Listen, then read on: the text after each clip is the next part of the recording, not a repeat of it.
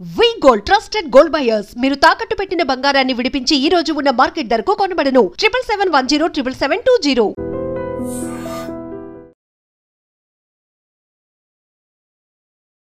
Welcome to iDream media. So జనరల్గా చలికాలంలో heart attack శాతం చాలా ఎక్కువ. ఇక తెల్లవారుజామున హార్ట్ అటాక్ వచ్చే సంఖ్య కూడా పెరుగుతూ ఉన్న పరిస్థితి మనం చూస్తూ ఉన్నాము. అయితే ఈ శీతాకాలంలో ఎటువంటి జాగ్రత్తలు తీసుకోవాలి, హార్ట్ అటాక్ వచ్చిన వెంటనే ఏం చేయాలి, సో పూర్తి వివరాలు తెలుసుకుందాం. మనతో పాటు ప్రముఖ ఇంటర్వెన్షనల్ కార్డియాలజిస్ట్ డాక్టర్ ముఖర్జీ గారు ఉన్నారు from pulse super speciality hospital. Doctor గారు నమస్తే అండి. నమస్తే. డాక్టర్ గారు, జనరల్గా హార్ట్ అటాక్ అంటే సీజన్తో సంబంధం లేకుండా హార్ట్ అటాక్ వస్తుంది, ఏజ్తో కూడా సంబంధం లేకుండా వస్తుంది అనేది మనం చాలాసార్లు విన్నాము, మాట్లాడాము కూడా. అయితే ఇప్పుడు శీతాకాలం, వింటర్ సీజన్ ఎక్కువగా కేసెస్ వస్తాయి, హార్ట్ అటాక్ రిస్క్ ఎక్కువగా ఉంటుంది అంటున్నారు. వాస్తవమేనా డాక్టర్? నిజంగానండి. మొత్తం ప్రపంచవ్యాప్తంగా అనేక పరిశోధనలు చేసి వాళ్ళు క్లియర్గా చెప్పింది ఏంటంటే ఒక 15 to 20% హార్ట్ అటాక్స్ ఎక్కువగా ఉంటాయి వింటర్లో సమ్మర్తో పోల్చుకుంటే. అది ఆస్ట్రేలియాలో చేసిన పరిశోధన కానీ, యూకేలో చేసిన పరిశోధన కానీ, అమెరికాలో చేసిన పరిశోధన కానీ క్లియర్గా మనకి చలి టైంలో మనకి హార్ట్ అటాక్లు ఎక్కువ వస్తున్నాయి అనేది తెలుస్తుంది. అందులో ఎటువంటి అంటే చలి ఎక్కువగా ఉండదు అంత. అంటే మనకి డిసెంబర్, జనవరి అనుకోండి, ఈ టైంలో హార్ట్ అటాక్లు ఎక్కువగా వచ్చే అవకాశం ఉంటుంది.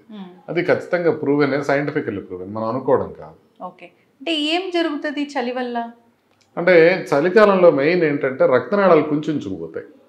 అది మెయిన్ థింగ్ అనమాట. అంటే రక్తనాళాలు ఎప్పుడైతే కుంచుకుపోతాయి, స్పాజంలోకి పోవడం అంటారు అనమాట. రక్తనాళం అనేది ఒక పైప్ లాంటిది కాదు, రక్తనాళం అనేది ఒక మజిల్ ట్యూబ్.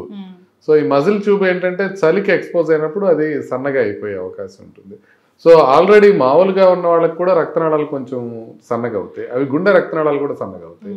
అలాగే గుండె రక్తనాళాల్లో ఆల్రెడీ ప్లాక్స్ ఉన్న వాళ్ళకి ఇలా సన్నగా అయినప్పుడు హార్ట్ అటాక్లు ఎక్కువ వచ్చే అవకాశం ఉంటుంది. సో అది ఒక్కటే మాత్రమే కాకుండా చలికాలంలో రిలేటివ్ డీహైడ్రేషన్లో ఉంటారు అందరూ. ఎందుకంటే కొద్దిగా వాటర్ ఎక్కువ తాగితే యూరిన్కి ఎక్కువ వెళ్ళాల్సి వస్తుందని కొంచెం తక్కువ తీసుకుంటుంటారు. సో దానివల్ల కొంత డీహైడ్రేషన్ ఉంటుంది. సో ఆ డీహైడ్రేషన్ వల్ల కూడా కొంత క్లాటింగ్ టెండెన్సీ ఎక్కువ ఉంటుంది. ఇక అది మాత్రమే కాకుండా జస్ట్ డీహైడ్రేషన్ వల్లే కాకుండా చలికాలంలో కొంత మేరకు క్లాటింగ్ ఫ్యాక్టర్స్ అధికంగా ఉండటం, క్లాట్ అయ్యే అవకాశం ఎక్కువగా ఉండటం, రక్తం కొంచెం చిక్కబడటం అనేది సహజంగా జరుగుతూ ఉంటుంది. ఇవన్నీ ఎఫెక్ట్తో పాటుగా చలికాలంలో ఇన్ఫెక్షన్స్ ఎక్కువగా వస్తుంటాయి. ఇన్ఫెక్షన్స్ రావడం వల్ల ఇన్ఫ్లమేషన్ అధికంగా ఉంటుంది. సో ఇన్ఫ్లమేషన్ అధికంగా ఉండటం వల్ల కూడా ఒక హార్ట్ పైన ఎఫెక్ట్ ఉంటుంది. అది మాత్రమే కాకుండా ఇంట్లో ఉన్నప్పుడేమో చక్కగా వేడిగా అన్నీ ఉంటాయి, ఒక్కసారిగా బయట కోల్డ్కి ఎక్స్పోజ్ అయినప్పుడు కూడా మనకి సడన్గా ఎక్కువ రక్తనాళాలు కుంచుకునే అవకాశం ఉంటుంది. ఒక టెంపరేచర్ నుంచి ఇంకో టెంపరేచర్కి సడన్గా మార్పు వచ్చినప్పుడు.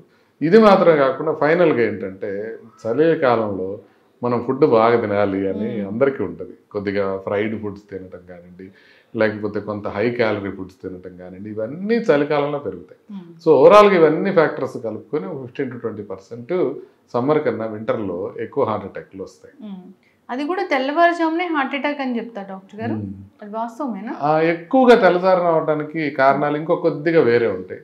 మనకి బాడీలో ఒక సర్కాడియన్ రిథమ్ అనేది ఒకటి ఉంటుంది. సర్కాడియన్ రిథమ్ అంటే మనకి సూర్యుడి బట్టి మన బాడీలో జరిగే మార్పులు అన్నమాట. అంటే మార్నింగు, ఈవినింగు అన్నీ డిఫరెంట్గా ఉంటాయి బాడీలో. సో దాంట్లో భాగంగా హార్మోన్ లెవెల్స్ షిఫ్ట్ అవుతూ ఉంటాయి. సో పొద్దున రాత్రి నిద్రపోయేటప్పుడు ఈ కౌంటర్ రెగ్యులేటరీ హార్మోన్స్ అంటారు కొన్ని, కార్టిసాల్ అని, నారెడ్రిన్ అని, ఎడ్రిలిన్ అని, ఇట్లాంటివి లోపల హార్మోన్స్ ఉంటాయి. ఈ ఎపినెఫ్రిన్, నారెపినెఫ్రిన్, కార్టిసాల్ అనేవి మనం నిద్ర లేవగానే సడన్గా పెరుగుతాయి. సో అవి పెరగగానే మనకి సింపథటిక్ నర్వస్ సిస్టమ్ కూడా యాక్టివేట్ అవ్వటం వల్ల, ఈ రెండు కారణాలు హార్మోన్స్, సింపథటిక్ నర్వస్ సిస్టమ్ రెండు యాక్టివేట్ అవ్వటం వల్ల బ్లడ్ ప్రెషర్ సడన్గా పెరుగుతుంది. మీరు పడుకున్నప్పుడు బ్లడ్ ప్రెషర్ చాలా తక్కువ ఉంటుంది.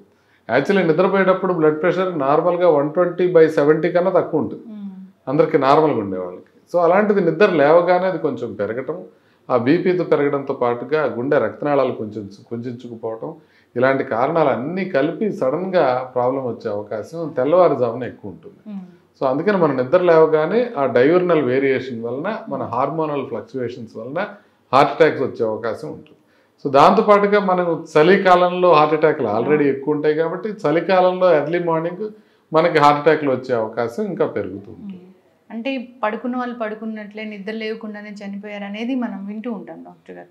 సో అంటే పడుకునే ముందు జాగ్రత్తలు ఏమైనా తీసుకోవాలా నిద్రపోయే ముందు? అంటే నిద్రపోయే ముందని కాకుండా మనం నిద్రపోవడానికి అట్లా సంబంధం లేకుండా మనం రెగ్యులర్గా తీసుకోవాల్సిన జాగ్రత్తలే మనం అప్పుడు పాటించాలి. అంటే నిద్రపోయే ముందు ఒక గ్లాస్ వాటర్ తాగితే, లేకపోతే తమలపాకులో కొద్దిగా అది ఇది కలుపుకొని తినేస్తే మనకి తెల్లారుజామున ఏమీ కాకుండా ఉంటుంది అనేది వాస్తవం కాదు.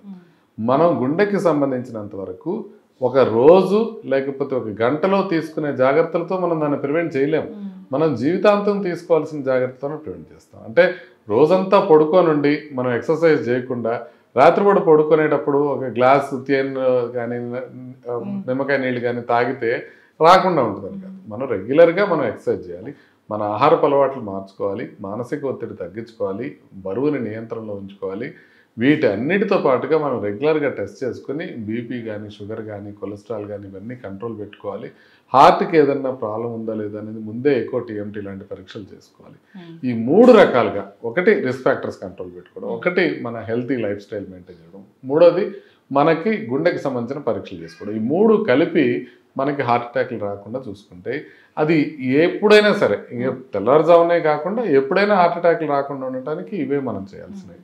అంటే నిద్ర లేవడమే అంటే అలా ఒకటేసారి లేవకూడదు, కొంచెం పక్కకు తిరిగి కొద్దిసేపు కూర్చొని అలా లేవాలి, లేచి నిలబడాలి అలా చెప్తారు కదా డాక్టర్ గారు? అది ఒకందుకు ఇంపార్టెంట్ అమ్మా. కొంతమందికి ఏంటంటే పాస్చరల్ హైపోటెన్షన్ అని ఉంటుంది, అదే పిఓటిఎస్ అని కూడా అంటారు, పాస్చరల్ ఆర్థోటాక్సిక్ సిండ్రోమ్ అని ఒకటి ఉంటుంది. అదేంటంటే మనం లేచి నిలబడగానే మన గురుత్వాకర్షణ శక్తి ప్రకారం మన బీపీ కొంత వరకు డౌన్ అవుతుంది. ఆ డౌన్ అయినప్పుడు బ్రెయిన్కి బ్లడ్ సప్లై కొంత టెంపరీగా తగ్గుతుంది. సో మనం లేచి నిలబడగానే బాడీలో కౌంటర్ రెగ్యులేటరీ మెకానిజం స్టార్ట్ అయిపోతుంది. అంటే ఇక్కడ మన కెరటిడ్ రిసెప్టార్స్ ఏమైతే ఉంటాయో దానికి బీపీ తగ్గినట్టు తెలియగానే అది బ్రెయిన్కి సంకేతాన్ని పంపిస్తుంది. ఓకే, బీపీ తగ్గింది, దీనికి సంబంధించిన నువ్వు బ్యాలెన్స్ చేయాల్సిన అవసరం ఉంది. అక్కడి నుంచి హార్ట్కి, మజిల్స్కి అన్నిటికీ సంకేతాలు వెళ్తాయి, ఇమీడియట్గా బీపీ పెంచుతాయి. సో ఇమీడియట్గా బీపీ పెరిగితే బ్రెయిన్కి బ్లడ్ సప్లై మళ్ళీ నార్మల్గా అందుతుంది. అయితే ఈ ప్రాసెస్ కొన్ని సెకండ్స్లోనే జరిగిపోతుంది, కానీ కొంతమందికి మాత్రం అది డిలే అవుతుంది. దీన్ని బ్యారో రిసెప్టార్ రిఫ్లెక్స్ అంటారు. ఈ బ్యారో రిసెప్టార్ రిఫ్లెక్స్ కనుక డిలే అయ్యే వాళ్ళకి ఏమవుతుందంటే ఒక 2 నుంచి 3 నిమిషాలు టైం పడుతుంది ఇది రీసెట్ కావడానికి, బీపీ పెరగడానికి. అంటే పడుకున్నప్పుడు బీపీ ఎక్కువ ఉందనుకోండి బ్రెయిన్లో బ్లీడింగ్ అయ్యే అవకాశం ఉంటుంది. నిలబడినప్పుడు బీపీ తక్కువ ఉందనుకోండి బ్రెయిన్కి తగినంత బ్లడ్ వెళ్ళదు. సో అందుకని ఈ ఆటో రెగ్యులేషన్ తనంతటనే రెగ్యులేట్ చేసుకుంటుంది. అది దాంట్లో డిలే అయిన వాళ్ళకి ఏం చెప్తామంటే ఇమ్మీడియట్గా లేవకూడదు అని. మంచం మీద నుంచి ఒక్క ఉదుటిని లేచి రాత్రిపూట అర్జెంటుగా బాత్రూమ్కి వెళ్ళాలని పరిగెత్తుకుంటే బాత్రూమ్కి వెళ్ళిపోయి యూరిన్ పాస్ చేయగానే పడిపోయిన వాళ్ళు కోకొల్లలు ఉంటారు. సో అందుకని ఏంటంటే అందరికీ ఇదే చెప్తాం, బట్ ఇలా పాస్చరల్గా హైపోటెన్షన్ ఉన్న వాళ్ళు మాత్రం ఇమీడియట్గా ఒక్కసారి లేవకుండా ముందు ఒక 2 మినిట్స్ కూర్చొని ఆ తర్వాత బెడ్ పట్టుకొని కొద్దిసేపు నిలబడి ఆ తర్వాతనే మనం బాత్రూమ్కి వెళ్ళమని చెప్తాం. సో ఇది కేవలం ఇలా బారో రిసెప్టార్ అంటే వాళ్ళు ఎట్లా తెలియాలి అంటే లేచి నిలబడగానే కొంచెం కళ్ళు తిరుగుతున్నాయి అనుకోండి వాళ్ళు ఆ జాగ్రత్తలు తీసుకోవాలి. అసెంబ్లీలో ఎప్పుడన్నా పడిపోయారనుకోండి వాళ్ళు కూడా ఆ జాగ్రత్తలు తీసుకోవాలి. వీళ్ళు మాత్రమే కాకుండా సర్జరీ అయ్యి లేకపోతే బెడ్లో ఎక్కువ రోజులు ఉండి అప్పుడే లెగుస్తున్నారు వాళ్ళు కూడా ఆ జాగ్రత్తలో ఉండాలి. సో వీళ్ళందరూ కొంత జాగ్రత్త తీసుకుంటే ఎల్డర్లీ పీపుల్ కూడా కొంచెం జాగ్రత్తగా ఉండాలి. సో అలా పడిపోకుండా ఉండటానికి ప్రాధాన్యత ఇవ్వాలి. డాక్టర్ గారు అంటే జనరల్గా కూడా హెల్దీ ఇండివిజువల్ కూడా ఒక్కొక్కసారి లేచినప్పుడు అట్లా కళ్ళు తిరుగుతాయి. ఎందుకంటే నేను చెప్పాను మీకు లేచి నిలబడగానే మీకు బీపీ ఇంక్రీజ్ కాదు, టైం పడుతుంది, ఫ్యూ సెకండ్స్ ఉంది. మామూలుగా హెల్తీగా ఉన్న వాళ్ళకి కూడా కొంచెం లేవగానే కొంచెం అట్లా అనిపించినా ఒక్క సెకండ్లో మళ్ళీ అడ్జస్ట్ అయిపోతుంది. అట్లా అడ్జస్ట్ కావట్లేదు అనుకోండి, మీకు ఇంకా అట్లే అనిపిస్తుంది అనుకోండి, ఇమీడియట్గా మీరు కూర్చోవాలి లేకపోతే పడుకోవాలి. మొండిగా అలాగే నిలబడుకున్నప్పుడు ఒక్కొక్కసారి పడిపోయే అవకాశం ఉంటుంది. ఇంకొకటి ఏంటంటే మనం ఈ వింటర్ సీజన్లోనే అంటే కొన్ని ఇయర్స్ బ్యాక్ కొంతమంది సెలబ్రిటీస్ కావచ్చు, తెలిసిన వాళ్ళు కావచ్చు, ఈ వాష్రూమ్కి వెళ్ళినప్పుడు తెల్లవారుజామున ఆ వాష్రూమ్లో చనిపోవడం అనేది హార్ట్ అటాక్తో అనేది చూసాము. అంటే ఇది వింటర్లో వాష్రూమ్లో హార్ట్ అటాక్ అనేది చూస్తామా? అంటే హార్ట్ అటాక్లు అనేవి ఎప్పుడైనా రావచ్చు, వింటర్లో కూడా రావచ్చు. వింటర్లో కొంచెం ఎక్కువ వస్తాయి, అది బాత్రూంలోనే రావాలని ఏం లేదు. అర్లీ మార్నింగ్ కొంచెం ఎక్కువ వస్తాయి కాబట్టి అర్లీ మార్నింగ్ బాత్రూంలో ఉంటాం కాబట్టి అలా వచ్చే అవకాశం ఉంటుంది. అంతేగాని బాత్రూంలో ఉండటం వల్ల ఆ టైంలో వాళ్ళకి హార్ట్ అటాక్ వచ్చే అవకాశాలు ఏమీ పెరగట్లేదు. కొంతమంది అంటారు చల్లనీళ్ళు ముందు పోసుకోవాలి, వేడి నీళ్ళ తర్వాత పోసుకోవాలి స్నానం చేసేటప్పుడు అని, అది కూడా ఏమీ నిజం కాదు. అట్లా ఏమీ మారిపోదు, హార్ట్ అటాక్లు వచ్చే అవకాశం ఏమి మారిపోదు. అది మనకి కేవలం ఏంటంటే ఆల్రెడీ కొంత హార్ట్కి బ్లడ్ సప్లై తక్కువ ఉన్న వాళ్ళకి ఇందాక మనం అనుకున్నట్టుగా బ్రెయిన్కి బ్లడ్ సప్లై తగ్గి కొంచెం కనుక వాళ్ళ కళ్ళు తిరిగి పడిపోయినట్లయితే ఆ పడిపోయిన టైంలో కొంత బీపీ తక్కువ ఉంటుంది కాబట్టి హార్ట్ అటాక్ వచ్చే అవకాశం పెరిగిపోతుంది. అంటే సరైన బ్లడ్ ప్రెషర్ లేకపోతే గుండెకి సరఫరా కావాల్సిన బ్లడ్ కూడా సరఫరా కాదు, అప్పుడు ప్రాబ్లం వచ్చే అవకాశం ఉంటుంది. సో ఇవన్నీ కారణాల వల్ల బాత్రూంలో కొంతమంది చనిపోయారు. ఇంకా బయట అనుకోండి, వాళ్ళు పడిపోయినప్పుడు ఎవరో ఒకరు పక్కన వాళ్ళు చూసి వాళ్ళకి కొంత ప్రాథమిక చికిత్స చేసే అవకాశం ఉంటుంది. బాత్రూంలో పడిపోయారు, తలుపులు వేసుకున్నారు, వాళ్ళకి తెలియదు, ఇంకా అట్లా ఎంతసేపు పడిపోయినా ప్రాణానికి ప్రమాదం అయినా వాళ్ళకి తెలిసే అవకాశం లేదు. కొంచెం లేట్ అయిన తర్వాత మాత్రమే కుటుంబ సభ్యులు నోటీస్ చేస్తారు. కాబట్టి ఆ రకంగా బాత్రూంలో కొన్ని మరణాలు సంభవించడం అనేది జరుగుతూ ఉంటుంది. ఆల్రెడీ హార్ట్ ఇష్యూస్ ఉన్నాయి, ఆల్రెడీ స్టెంట్స్ ఉన్నాయి, క్లాటింగ్ టెండెన్సీ ఉంది, అలాంటి వాళ్ళకి జాగ్రత్తలు అంటే ఏం చెప్తారు ఈ వింటర్ సీజన్లో? వింటర్ సీజన్లో వాళ్ళు హైడ్రేషన్ బాగా మెయింటైన్ చేయాలి. అంటే మనం ఎప్పుడు కూడా హైడ్రేషన్ కరెక్ట్గా మెయింటైన్, వింటర్లో ఉన్నప్పుడు కనుక యూరిన్ ఎక్కువ వస్తుందని మనం సరిగ్గా వాటర్ తీసుకోకపోతే ప్రాబ్లం అయ్యే అవకాశం ఉంటుంది. అదేవిధంగా వింటర్లో నిద్రపోయేది ఎక్కువ ఉంటుంది పొద్దున పూట. సో వాళ్ళు టైం ప్రకారం మెడిసిన్ వేసుకోవడానికి కూడా ఇబ్బంది ఉంటుంది. అది జాగ్రత్తగా టైం ప్రకారం వేసుకోవాల్సిన అవసరం ఉంటుంది. వింటర్లోనే అంటే కొంచెం కొవ్వు పదార్థాలు అధికంగా తింటే మనం చలిని బెటర్గా ఎదుర్కోవచ్చు అని అనుకుంటారు అందరూ. అలా కొవ్వు పదార్థాలు తినాల్సిన అవసరం లే, ఒక చిన్న స్వెటర్ వేసుకుంటే సరిపోతుంది, చలిని మనం తట్టుకునే అవకాశం ఉంటుంది. నాలుగోది ఏంటంటే మనకి ఇండియన్సే, ఇది ప్రపంచంలో ఎక్కడా చేయరు ఇలాగా. ఇప్పుడు బాగా కోల్డ్ ప్రదేశాలకు వెళ్ళామనుకోండి, స్విట్జర్లాండ్ వెళ్ళామనుకోండి, అక్కడ అందరూ స్వెటర్లు అందరూ వేసుకొని కనబడతారు. ఒక్క ఆయన మాత్రం స్వెటర్ వేసుకోడు, ఒక లూజ్ గోవాలో వేసుకునే టీషర్ట్ లాంటిది వేసుకొని తిరుగుతూ ఉంటాడు. ఆయన ఎవరో చూస్తే ఇండియనే అంటాడు. అంటే మనం చలిని తట్టుకోగలం అనేది చూపించుకోవడం కోసం చలిగా తిరుగుతూ ఉంటారు మన వాళ్ళు. అట్లా అవసరం లే, ఎందుకంటే మనం చలికి ప్రాపర్గా డ్రెస్ వేసుకుంటే ఆ రక్తనాళాలు కొంచెం పోయే అవకాశం తక్కువ ఉంటుంది, హార్ట్ అటాక్లు వచ్చే అవకాశం తక్కువ ఉంటుంది. కాబట్టి ఎర్లీ మార్నింగ్ వెళ్ళినా కూడా ప్రాపర్గా డ్రెస్ వేసుకొని చలి లేకుండా మంకీ క్యాప్ కూడా పెట్టుకొని ప్రశాంతంగా వెళితే మనకి చలి వల్ల వచ్చే ప్రాబ్లమ్స్ తగ్గుతాయి.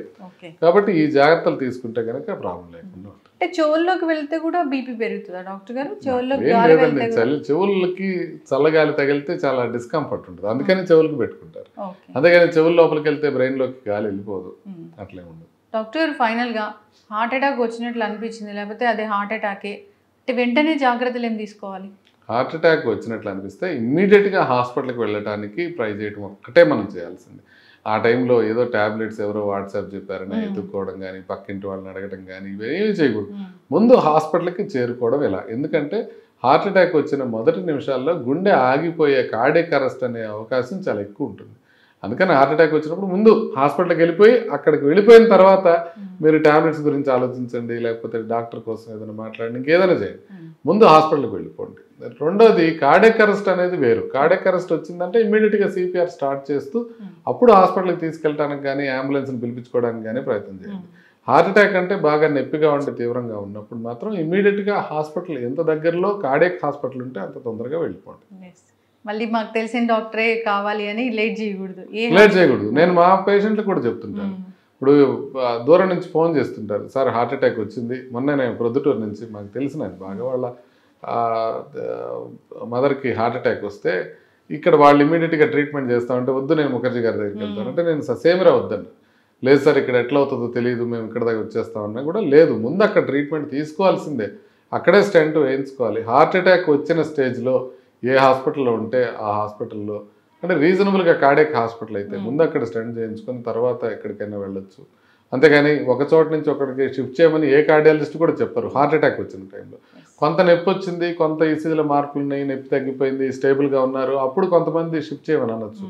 బట్ మెజారిటీ ఆఫ్ ది కార్డియాలజిస్టులు హార్ట్ అటాక్ ఉన్న స్టేజ్లో మా దగ్గర తీసుకురండి మేమే ట్రీట్ చేస్తామని ఎవరు అన్నారు. చక్కటి ఇన్ఫర్మేషన్ డాక్టర్ గారు. ఇది వింటర్ సీజన్ అంటే కొంచెం రిస్క్ ఎక్కువే ఉంటుంది, హార్ట్ అటాక్లు వచ్చే రిస్క్ ఎక్కువే ఉంటుంది, జాగ్రత్తలు తీసుకోవాలని కోరుకుందాం. మీరు అన్నట్లు hydration important, physical activity important, మనల్ని మనం కొంచెం వామ్గా ఉంచుకోవడం కూడా చాలా చాలా ఇంపార్టెంట్. సో అందరూ డాక్టర్ ఏం ట్యాబ్లెట్స్ ప్రిస్క్రైబ్ చేశారో అవన్నీ ఫాలో అవుతూ హెల్తీగా హ్యాపీగా ఉండాలని కోరుకుందాం. ఏమైనా లక్షణాలు కనిపిస్తే వెంటనే డాక్టర్ని సంప్రదించాలి. చాలా చక్కటి ఇన్ఫర్మేషన్ డాక్టర్ గారు, ఫాలో అవ్వాలని కోరుకుందాం. ధన్యవాదాలు. నమస్తే.